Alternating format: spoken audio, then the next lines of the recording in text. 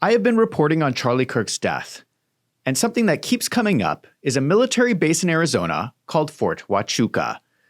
I've been taking a closer look and have uncovered what looks like a lot of fraud.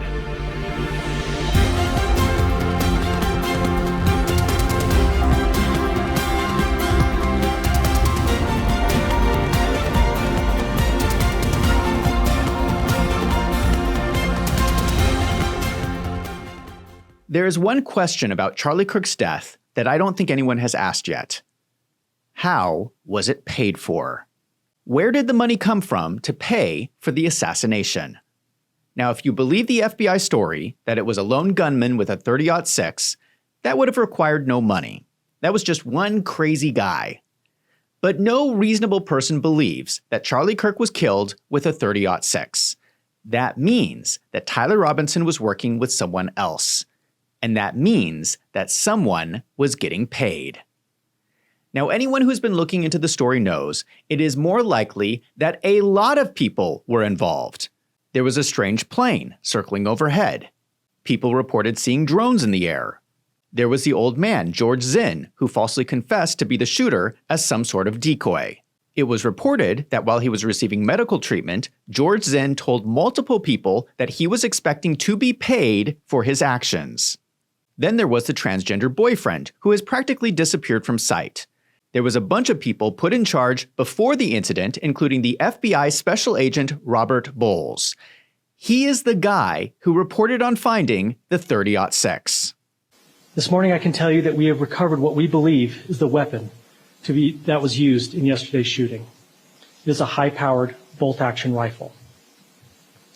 That rifle was recovered in a wooded area where the shooter had fled. There are indications that this was a full-scale, military-style operation. That costs a lot of money. We are talking an enormous amount of money. You have to pay for the people, the equipment, the planning, the training, and not just for the event itself. You have to pay for the cover-up that went on for months. Now, I'm aware that after Charlie Kirk's death, Turning Point raised a lot of money. There were several large money transactions sent to Turning Point. But that was after the assassination. Where did the money come from before? We are talking about assassins. I don't know how much you know about accounting for criminal organizations, but assassins do not accept credit. You cannot purchase an assassination on your American Express card. That money had to come from somewhere. I'm going to tell you where I think it came from. But first, I want to start by putting in context why this is so important. This month, the head of the FBI, Kash Patel, said this. Are you convinced, seeing what you've seen, that this one shooter is the one guy? Well, I got to be careful on comment on the evidence. As you know, it's a state court proceeding. It's a state murder charge. And as you know, you've covered this longer than everybody else. Those take a long time, if not years, to adjudicate a murder case. And that's what's going on. My job at the FBI is to ensure that they have the evidence that they need from my agents that were on the ground that collected it, and we provided it to them, and we will continue to work with them and take our direction from the state prosecutors. At the end of the day, Charlie was my friend, a dear, dear friend. The worst thing that could happen is we somehow taint the evidence of the jury pool by making a statement or commenting and stylizing the evidence, and that ends up in a mistrial or even an acquittal. So what I'm guarding against is that, and we will continue to provide support. All right. He says it is a state court and the state police are investigating. This is Kash Patel publicly stepping back and saying the FBI is no longer involved. This is a local state matter. I find this statement shocking. A political assassination is absolutely within the FBI's jurisdiction. For him to say this is a state matter and he's going to let them deal with it is absurd. If Charlie Kirk was his personal friend, why doesn't he take personal charge over the investigation and make sure that justice is done? The problem with the state police and the state prosecutors is that they are more susceptible if there's corruption within the state of Utah. Let's imagine that there are a few powerful people in the state of Utah who are somehow involved in Charlie Kirk's murder. Well, if you are a police officer with the Utah State Police, and you've worked there for a decade, you are more likely to just go along with what the powerful people want because it is good for your career. Same thing with the state prosecutors. Same thing for the state judge. All of these people are susceptible to pressure to screw up the case. This is why it makes sense to have a federal-level FBI investigation. I believe the reason Kash Patel is stepping away is because the White House wants to distance themselves from the investigation because they can see that it is falling apart, and they want to be able to put the blame on the state prosecutors. And I think that is pretty disgusting. How can Kash Patel sit there and call Charlie Kirk his friend and not try to figure out the truth about how he was murdered? That is why I'm making these videos. It is up to us, the investigators on the internet, to figure out what happened. Because the FBI is telling us that they're not going to do it. They are stepping back. As someone who believes that truth and justice matters, I think we need to figure out what really happened to Charlie Kirk. And that brings me to Fort Huachuca. On December 18th, Candace Owens interviewed Mitch Snow. He is a military veteran who was randomly at Fort Huachuca looking for his old files. He was there the 2 days before Charlie Kirk's murder. On the evening of September 8th, in the lobby of his hotel, the Candlewood Suites at Fort Huachuca, he reports that he saw Erica Kirk. Then the next day, on September 9th, he was at a building on the base and saw a group of high-ranking lieutenant colonels with someone who looked like a congressman. They walked past Mitch Snow as if they were leaving a meeting. Brian Harpole, the head of security for Turning Point, was walking with them. Not only that, there was another man who looked like Cabot Phillips, who Mitch Snow had seen in the hotel lobby with Erica Kirk the day before. If you do not know who Cabot Phillips is, he is a senior editor at the Daily Wire. There are Instagram posts that show that Cabot Phillips was supposedly in a relationship with Erica before she was married to Charlie Kirk. Here's a photo where Cabot Phillips says, "Yes, we're that couple who gets painting lessons together." Here's another conversation online between Erica Kirk and Cabot Phillips.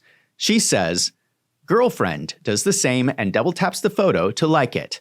Cabot Phillips says, "Former roommate sees picture and smiles at phone." This conversation happened around 10 months before Erica Kirk had her first date with Charlie Kirk. Here's a strange photo of Cabot Phillips with pizza tattooed on the inside of his lip. He must really like pizza. Kent Fransve, Erica's dad, has only 16 friends on Facebook. One of those friends is Cabot Phillips. So Mitch Snow is claiming to have seen Erica Kirk and Cabot Phillips at Fort Huachuca on September 8th in the lobby of the hotel, and then he saw Cabot Phillips and Brian Harpole on September 9th leaving the meeting. And let me just say that all of this is allegedly. Mitch did not know who any of these people were until after the news broke about Charlie Kirk. And then he was watching the news reports and saying, "Wait a second, I saw these people on the 2 days before the murder at Fort Huachuca." Why would Erica Kirk be at Fort Huachuca with her ex-boyfriend 2 days before Charlie Kirk was murdered? And where is the FBI? Leave a comment down below if you think that this is something that Kash Patel should look into.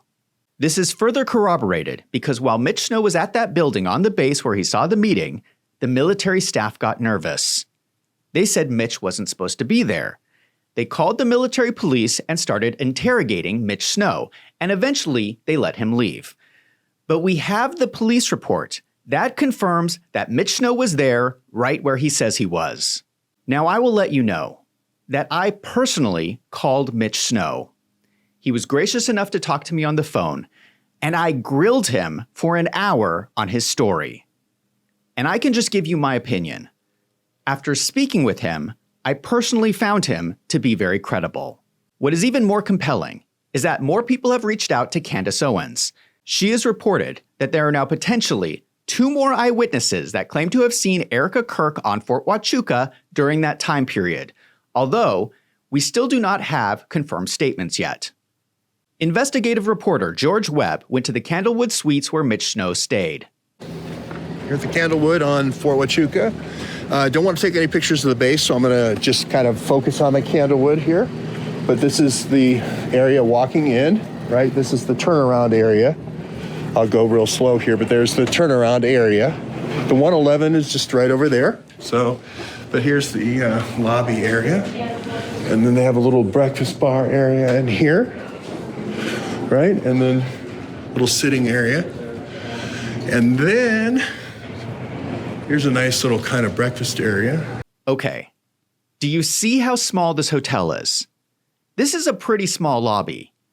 This is not a case where Mitch Snow was seeing someone across a parking lot. Erica Kirk and Cabot Phillips would have been right there on the other side of the lobby. It is very reasonable that he got a good look at their face. George Webb then created a dance move called Doing the Wooka at Fort Huachuca.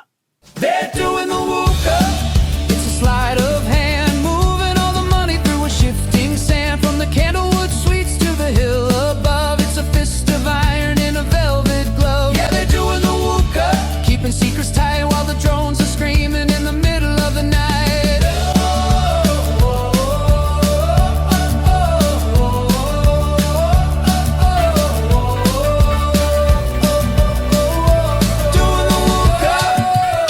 I never thought I would be saying this, but I am jealous of George Webb's dance moves. For the record, I have to say that Erica Kirk, Brian Harpole, and Cabot Phillips have all denied being at Fort Huachuca. However, they have all been unable to provide convincing evidence to support their alibis. Erica Kirk claims she was home cooking dinner. She cannot provide any information from her cell phone to back this up. Brian Harpole claims he was on a plane flight, but the flight information he has provided is for a flight that was booked, not a boarding pass, and it is for a flight that was 6 hours after the meeting took place. Cabot Phillips provided a photo of himself shopping at a grocery store for his alibi to show he was in Nashville. YouTuber Baron Coleman investigated the photo on his live stream with some concerns. Now, admittedly, this is a weird photograph. A photograph like this lends itself to questions about whether it's legitimate. Here's why I say that. Have you ever met a grown man, testosterone coursing through his bones and body, who took a picture holding 4 balloons with his hand, I don't know if his pocket pull, I don't know what's going on here, but his hand in his pocket with this smile, this smug kind of smile? No grown man takes this photo. Nobody. I can't even think of a reason you would take this photo. I can't even think of a reason you would pause and pose for this photo. You're in there and you're picking up balloons for a gender reveal for your kid, and you say, "Hold on, will you please check this out? Grab my phone and take a picture of me real quickly. I want to memorialize buying balloons at the local Publix." But even if it's his girlfriend or his wife, or I think he's married, even if it's, obviously he's married, even if it's his wife, I've been married for 25 years. I've never had my wife take a photo of me checking out of a grocery store, much less with that look on my face. I mean, period, end of story. It does seem kind of strange. Then people pointed out that the magazine covers in the photo were for the wrong time period.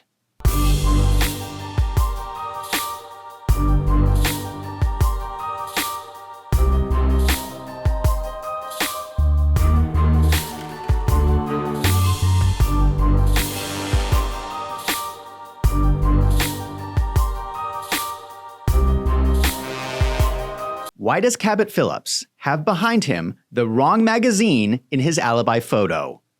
Why can nobody corroborate their alibis? The identity of the congressperson remains unconfirmed, but it matches the flight data of a flight carrying a VIP passenger that left Fort Huachuca. This is your big meeting right here. This is your big meeting at Fort Huachuca. I think I'm pronouncing that right.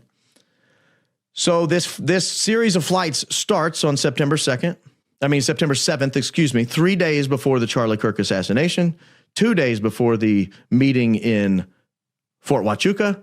It flies from Joint Base Andrews to Colorado Springs. It flies from Colorado Springs to Tucson. Again, this is close to Fort Huachuca. It flies from Tucson into presumably Fort Huachuca because it kills the transponder, but then the next day it's leaving Fort Huachuca. So whoever came in on this flight arrived probably, since Tucson's just a few minutes ago away, around 4:30 or 5 o'clock the day before the big meeting. The flight call sign changes to Sam when there is a high-ranking government official on board. As soon as Candace Owens did the interview with Mitch Snow, people started losing their minds. This is how Alex Jones responded. I remember saying to them, like I said, I got to investigate her now. I got a bad feeling. I didn't have a bad feeling. God gave me a good brain. I already knew. I dropped the ball. I apologize. She's a globalist agent. I dropped the ball and I failed you and I'm sorry. I got to follow my gut every time. It's never wrong. And I saw so much more she did. And I love her people threatening me and all their doxing of people and all that. You think that's going to make me go away? All you did was wake me up like a nuclear test site waking up Godzilla. So just get your asses ready.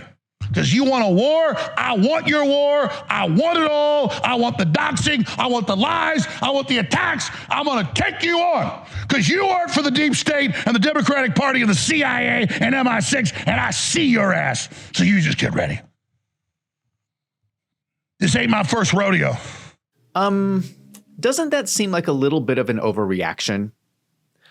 All Candace Owens did was interview a veteran who saw Erica Kirk at Fort Huachuca. Why is Alex Jones losing his mind? I have to ask, did Alex Jones bother to pick up the phone and give Mitch Snow a call? Did he? Because he probably would have found out that there are some strange things going on at Fort Huachuca. Alex Jones and others across the internet began viciously attacking Mitch Snow.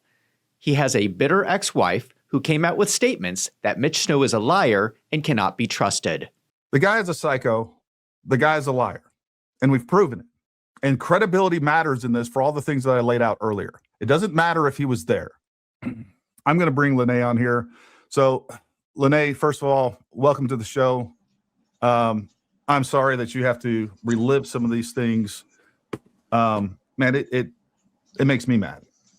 I woke up the next morning and he started screaming at me all over again. Threw me down on the couch at one point and was like just grabbing handfuls of my hair and using it to shake my head back and forth, and again going off on how he was going to bury me alive in the desert. And that time he also added that he was going to kick Nate into the river and see if he could swim. Those were his words. And at the time we lived literally right across the street from the river. Now, I've never been married, so I don't know what it's like to have a bitter ex-wife. But if you have experience dealing with a bitter ex-wife, let me know in the comments down below, because I'm curious. Can we trust the word of a bitter ex-wife? We don't need to debunk his testimony. What I will say is that his entire testimony rides on his credibility, and that's really important. With that being said, what really should be taking place is that we should be provided proof that any of these things actually happened. If you want to say that Brian Harpole was there, then give us some proof that Brian Harpole was there. If you want to say that Erica Kirk was there, give us some proof that Erica Kirk was here. It is not on the people that are being accused to provide proof of their innocence. That's not how this works. That's not how it's supposed to work, and it's ridiculous on its face. But with that being said, Candace decided to bring this person on who is a serial woman abuser, who is a serial manipulator, who has victimized children, has victimized people time and time and time again. And the pattern is clear. And there's court records that document all this stuff. And, you know, it's just unbelievable that she didn't do a better job vetting this person. And we shouldn't even be here to begin with, because that's what should have been done. It was on her to vet this person. We shouldn't have to be here debunking his story or challenging his credibility. But I think since we are here, this is the situation that we've been given. That's what we have to do. And I think it's really important for all the people out there defending him that you hear directly from his victims. And that's what we're going to do today. So without further ado, I want to go ahead and welcome Candace Graychick and Aaron Massey. So ladies, thank you for having the courage to come on. Thank you for sharing your story with us, and welcome to the show. He's full of crap. He's a manipulative, coercive liar. He's been abusing women for a long time. But for me specifically, he gave me a TBI. You know, I have in text messages, him admitting to punching me in the face the night he gave me a TBI. Okay. And December 4th of 22. It's just, He's a horrible, serial, abusive person. I think that Candace Owens correctly referred to the allegations as baby mama drama. I don't understand the big deal. Is it really our business if Mitch Snow is popular with the ladies? Even if he does have baby mama drama, what does that have to do with whether he saw Erica Kirk at Fort Huachuca? Do you know who else has baby mama drama? Elon Musk. Elon Musk has a lot of baby mama drama. Did that stop anyone from letting him be the head of Doge? No. No one had a problem with Elon Musk running Doge because of his baby mama drama. I do not understand why people will not listen to Mitch Snow. Then people started noticing a lot of other connections between the people at Turning Point and Fort Huachuca. An account on X.com named Project Constitution has done a great job of investigating this information. For instance, the person who interrogated Mitch Snow was Captain Adam Neff. This is the cousin of Blake Neff at Turning Point. Turning Point's head of PR, Andrew Colvette, has a brother in the military named Robert Colvette. He is the business manager for U.S. Army NETCOM, headquartered at Fort Huachuca.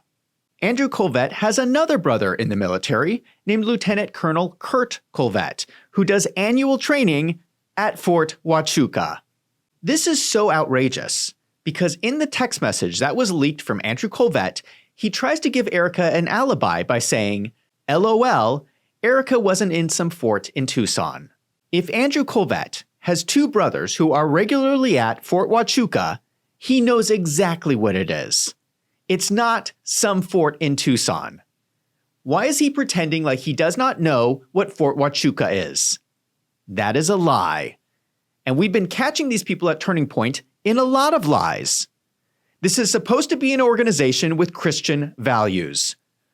Why do they lie all the time? It doesn't seem very Christian-like to me. But it gets worse. Because Brian Harpole has offices for his security company right outside the front gate for Fort Huachuca. Here's an explanation from George Webb, who actually went down there to check it out. Hey, George Webb right here, and this is where Brian Harpole's security company is, ISS, Integrated Security. This is the one that was following Charlie all those times and so forth, because they're learning how to do all that stuff right here at this gate at Fort Huachuca, right here. Here's the health club that supposedly went out of business and then was a banquet room, and now it's a health club again. Excuse me, it's right there. So you could recruit here at the health club. Also right there is the Calvary Church. So you could recruit at church or a Takimaki. These are three. Harpole's security is right in the middle of all of it. And it is literally right in front of the gate to Fort Huachuca. Then it turns out that Erica Kirk starred in a movie that was never released that was filmed at Fort Huachuca. Erica's mother, Lori Franzfey, runs multiple companies involved in Department of Defense work, specifically with technology with ties to Fort Huachuca. So let's go through all of this. Blake Neff, Andrew Colvette, Brian Harpole, Erica Kirk, and Lori Franzfey all have ties to Fort Huachuca. Can we just stop here for a moment? Can we all stop pretending that this is normal? There is nothing normal about this.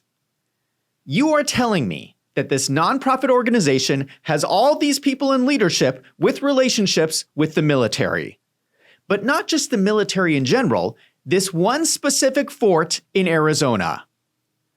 Fort Huachuca is special because it is the location the Army trains people in intelligence work. They train people to work undercover. So why do all these people at Turning Point have ties to Fort Huachuca? And why were several of them seen there in the 2 days leading up to Charlie Kirk's assassination? This is not normal for a nonprofit organization. Let me explain how the military is structured, because it is helpful to understand what is going on. In the intelligence community, you have the national agencies like the CIA, but each branch of the military also has their own intelligence people.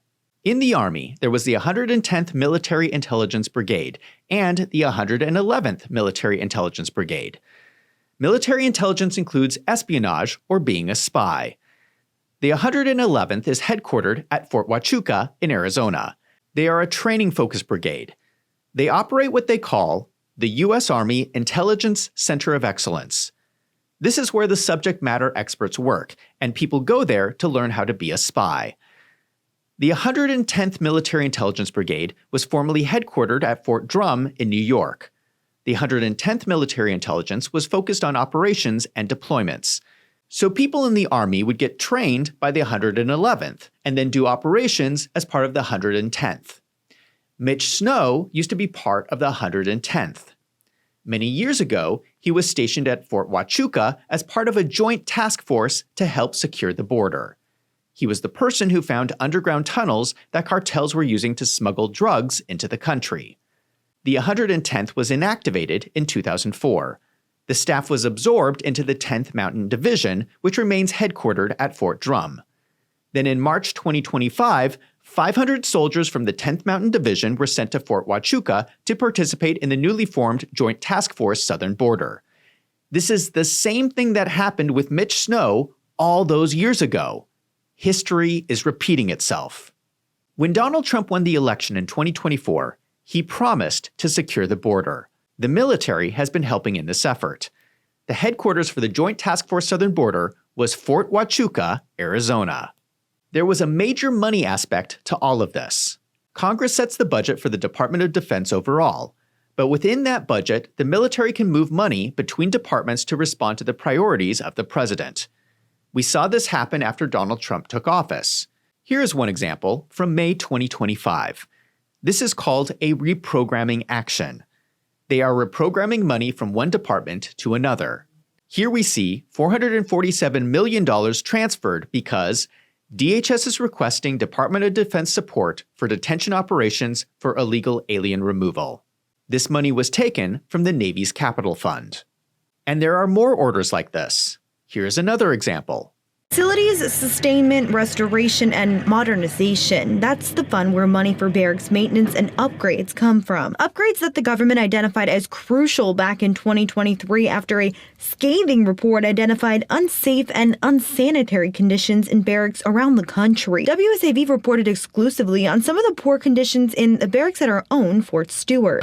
The desperation and the depression that's caused by the barracks and the housing. Now the Pentagon is taking $1 billion of that money away to fund sending more troops to the southern border. Issues with like washing machines not working, mold, stuff like that. ACs going out, and it's Fort Stewart, so that happening in the middle of the summer is brutal, especially when you've been outside all day in the heat working. Like kind of go back to this old mantra of the military of like we just have to suffer the whole time is just kind of it's disappointing and disheartening, especially when we kind of saw some progress moving forward to go away from that. It doesn't matter whether it comes back or not, there's still going to be backlogged and there's still going to be expenses that pile up.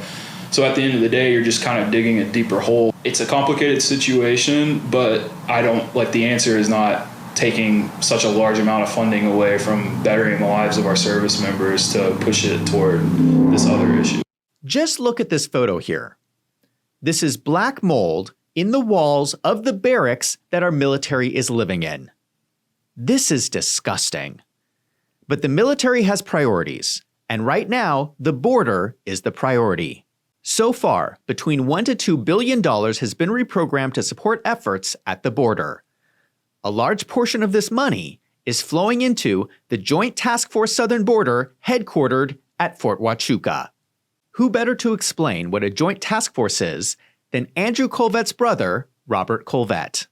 So as far as a joint exercise goes, let's face it, the future of the military is going to be joint. If we want to succeed against our near-peer enemies, then joint is going to be a requirement so that all the assets we have and the capabilities across the services and using them together in an exercise is better than the first time we do it in country.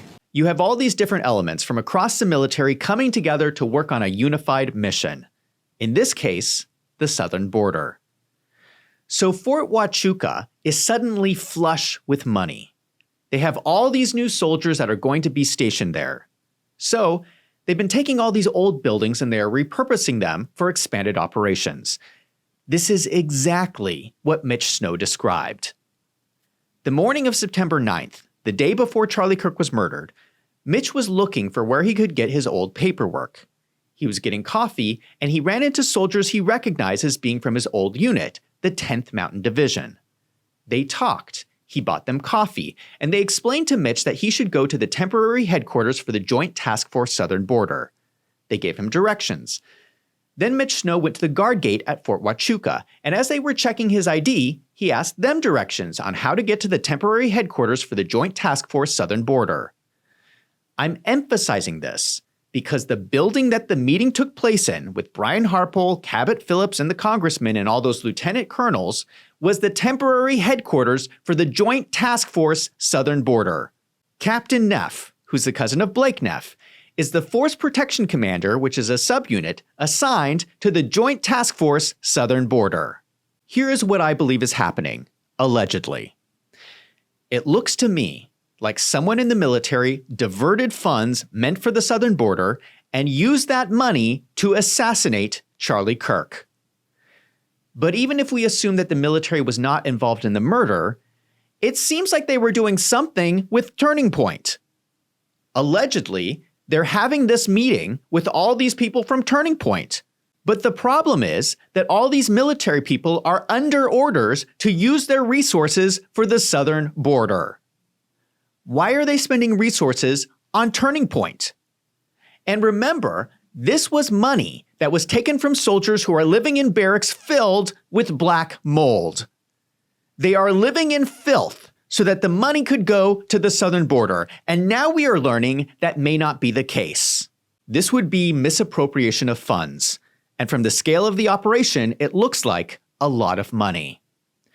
Not only would it be misappropriation, they would be using the money to influence U.S. elections through Turning Point. This is taxpayer dollars. When you get taxes taken out of your paycheck, do you think it is fair if the government uses your money to assassinate American citizens? Especially if they told you that they were going to use the money for the southern border. If anyone in the military is involved in this, it could result in dishonorable discharge, they would have to pay back all the money, and spend 10 years in prison. If they were also involved in murder, the sentence would be even longer. One of the reasons why Mitch Snow's story is so compelling is the way that he describes Erica Kirk.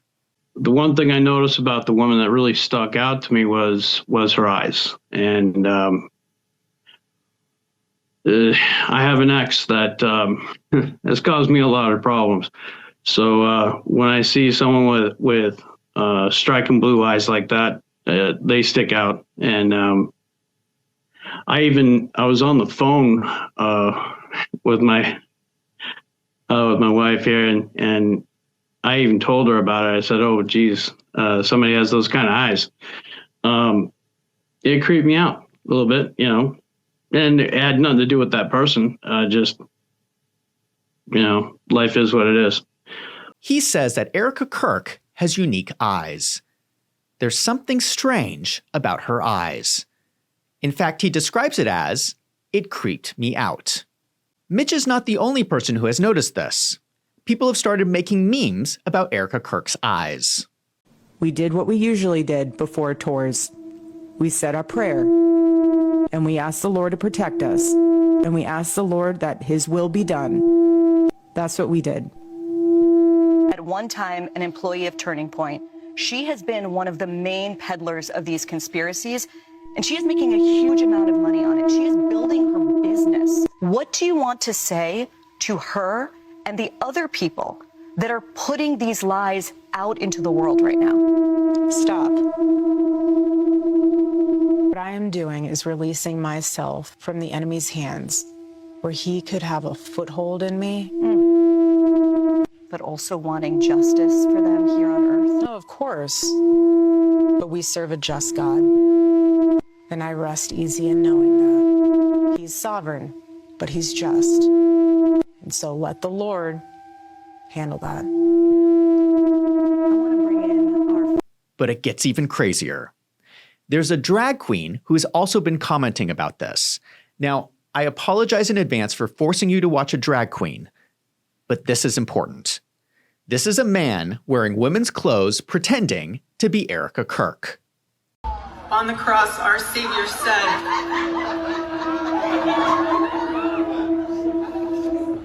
"Father, forgive them, for they not know what they do."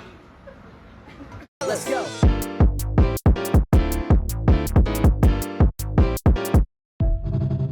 Here is the point. Mitch Snow is not the only person saying that Erica Kirk has unique eyes. Even the gays are noticing this. Let me know in the comments if you agree with Mitch Snow that there is something unique about her eyes. There's one other interesting connection that I want to bring up. In my previous videos, I discussed an Arizona state senator named Jake Hoffman. He allegedly runs a marketing business out of a UPS store mailbox where Turning Point pays him millions of dollars. Something has always bothered me about this. His business is called 110 LLC. Does anybody else find that strange? I find it very unusual that you would call a marketing company 110 LLC. Obviously, it's referencing something, but what? Is it possible that 110 LLC is a secret code name referencing the 110th Military Intelligence Brigade that was performing operations out of Fort Huachuca? I think that Jake Hoffman needs to explain to all of us how he came up with the name 110 LLC. And it better be a good explanation, because there are way too many coincidences going on. To be fair, there is not enough evidence here to definitively say that anyone has committed a crime, but there are certainly a lot of red flags. I feel that we need a full audit of the funds at Fort Huachuca. Is all the money really being spent on the southern border?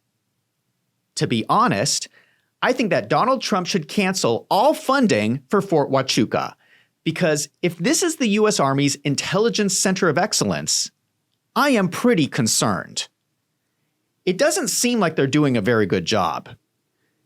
Isn't intelligence work supposed to be undercover?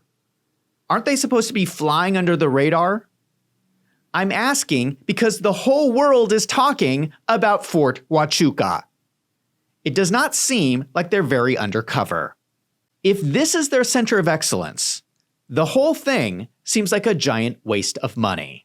Now I want to hear from you. Do you think they should do an audit of Fort Huachuca? Let me know in the comments down below. And if you like this video, don't forget to hit that subscribe button so you don't miss out on future videos. If you want to support independent journalism like this channel, consider signing up for a membership on my website, wolvesandfinance.com. For $6 a month, your support helps me to keep making these videos. Thank you to everyone who has signed up. I'm Zach from Wolves and Finance. Thank you for watching.